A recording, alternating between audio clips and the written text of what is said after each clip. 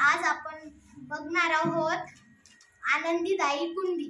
तर त्यासाठी लागणारं साहित्य गांडूळ खत, माती, लाकडी भुस्सा, पेंट, बेकिंग सोडा,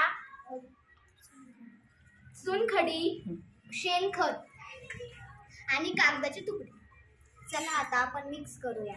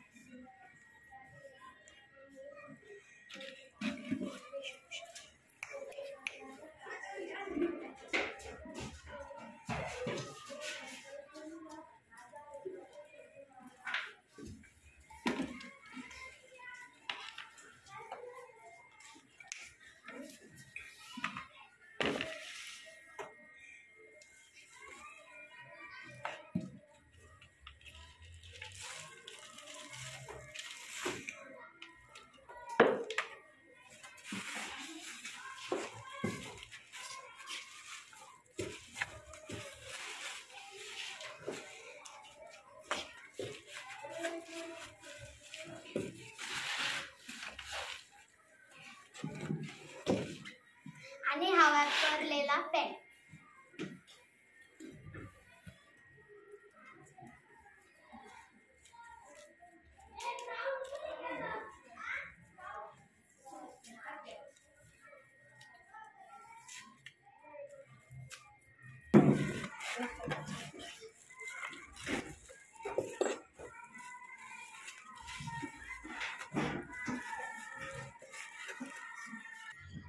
हे एका घरासाठी आहे। याच्यामध्ये तुम्ही प्रमाण वाढवू शकता। हे फक्त एका स्त्रीने महिन्यात जेवढे पॅड वापरलेले आहेत त्याच्यासाठी हे आहे। हे खत तयार होण्यासाठी जवळजवळ 6 ते 8 महिने लागतात।